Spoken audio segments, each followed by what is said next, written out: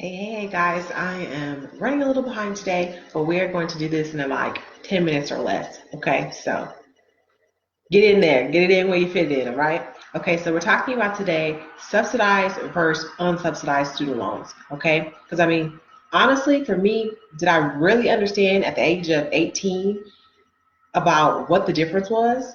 No, I had no idea what I was signing for. Okay, so we're really gonna get into what this really is, okay? So let's first talk about subsidized loans, okay? So subsidized loans, they actually do not accrue interest while you are in school during the grace period, which of course is right before, it's about the 6 months before you start to repay. So loans do not accrue interest while you're in school, while you're in the grace period, or when you defer your student loan payments. So which deferment means basically you pause the payments, okay? So you said, hey, student loan people, I paused it. You're cool with that, right? Okay, but then also, usually with the subsidized loans, what I didn't realize was actually that these are for students that actually demonstrate financial need. And I was looking around trying to figure out, okay, what does that really mean? I didn't make it to this other website I wanted to get to, but financial need, how do they actually define that? I found one website that said financial need was the cost of your education minus the family contribution minus the additional financial aid and grants, things like that. Because I'm like, honestly, if I'm taking out financial aid, quote unquote, I'm sorry, doesn't that mean that I need support? I need some kind of support and aid, and I'm showing this need for that I need to go to school, right? Because come on now. If let's say your parents can pay, so they can pay, but if it puts them into poverty, what the heck is the point in the whole thing, right? So just think about that as well. So these subsidized loans that we have signed for, or your kids have not signed for yet, they do not accrue their interest while they're in school, while they are in deferment or in the grace period. Okay. But actually, there was something that I found that actually said that if you were in forbearance, though, when you had subsidized loans, those actually still did accrue interest. Okay, and you actually have to be an undergraduate in order to get these subsidized loans. So if it's grad school or master's, anything like that, the subsidized, at least from what I saw, didn't show that that was really much of an option. Okay.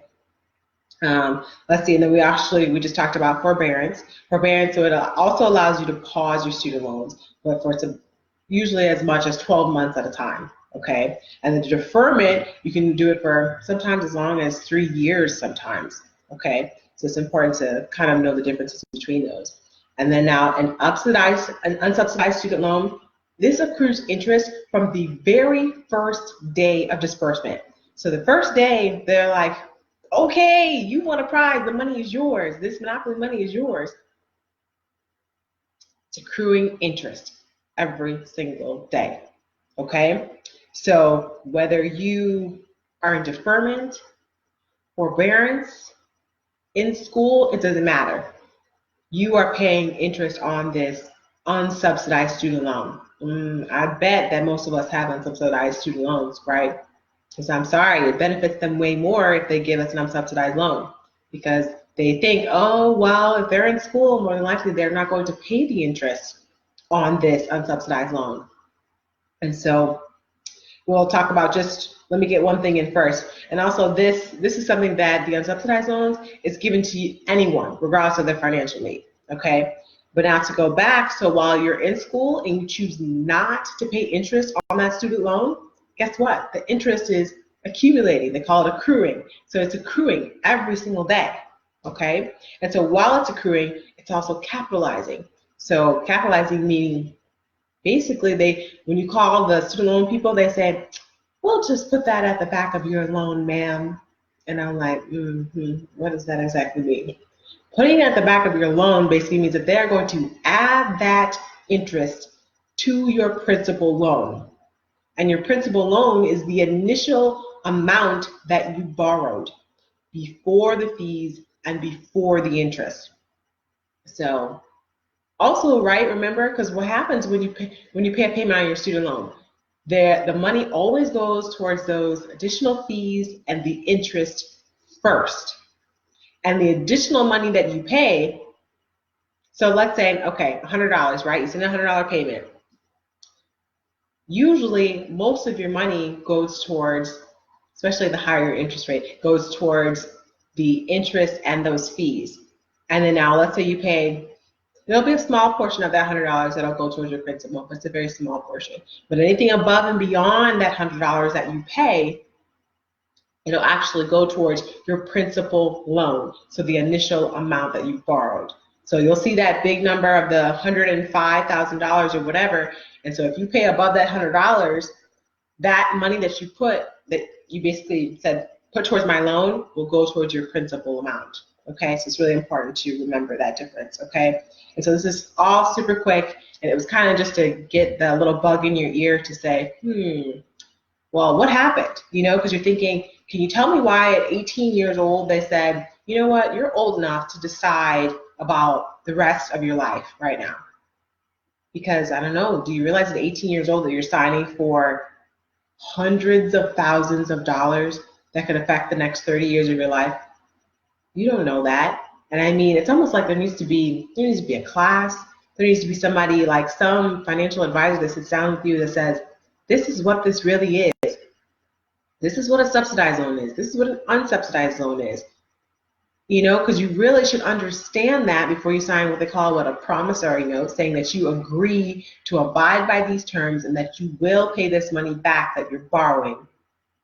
You should know the terms and conditions. Because I mean, it's like I don't even know how long it is now, 15 pages long, but we don't even understand the terms and conditions that are written on there, right? Because ultimately, without knowing those key terms, this is something that affects us for really the rest of our lives. So I mean, there's no reason that you should reach your 60s and they're taking your already stationary pay, so your Social Security or whatever, and they're saying, hey, you have student loans from 30 years ago, you still need to pay us. It's ridiculous. There's no reason for it, okay?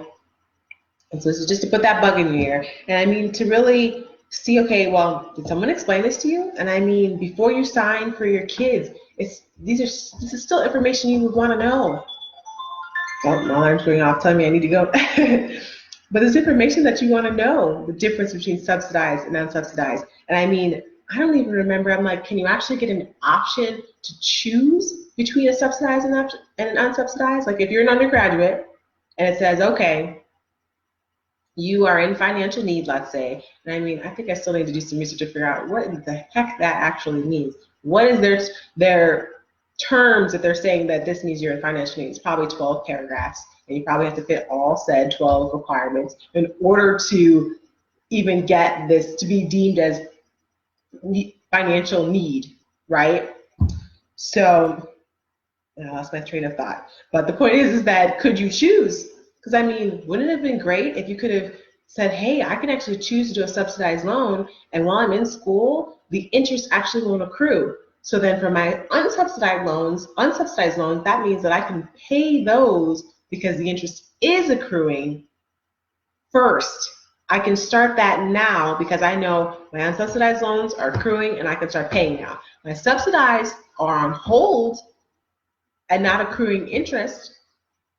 So it's like you know where to start, you know where to pay, you know where to put your money at. I mean, it really makes sense to me. And then of course, I kind of started thinking when you're paying your loans off, really just what we said is that there is no interest at least no interest accruing for those subsidized loans. So it's like you really could have feasibly had the option to start paying if you wanted to start paying for your unsubsidized loans before. But if you didn't even understand the terms of the loan, how could you make any decisions? You can't make an informed decision unless you're actually educated. So I'm like, really start, if you have kids that are going to college students, start educating them, letting them know, okay, well, this is what this means. And this is what this means long term for you. And I mean, for some of us, not to say that it's too late, because at least now we have a better understanding, but we can really help those generations to come with information like this. And I mean, it's just a few definitions here and there, what the definition of principal loan is, what the definition of subsidized and unsubsidized loans are. It's 12:47, I have to go.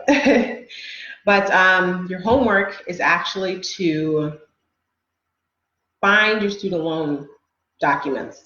You know, for some of you guys, they're printed out. For some of you guys, they're online. So go online and look.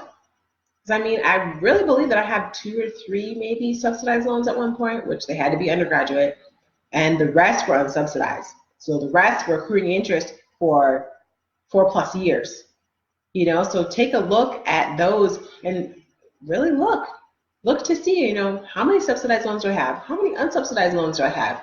And I mean, you don't want to go into the path of regret or whatever, but it's more of like for your information, because of course now your subsidized loans, after being out of school and being out of deferment and all these things, now your subsidized loans are accruing interest. But really just look to see. And then if you have your kids that are going to college soon, pay attention to that. Ask the questions that you need to be asking about, okay, are the subsidized loans an option for my child? Because you need to know, okay? So really look into those 2 things for your homework. If you know of anybody who needs this information, make sure to tag them. That would be really great. And have a good day, guys. Bye.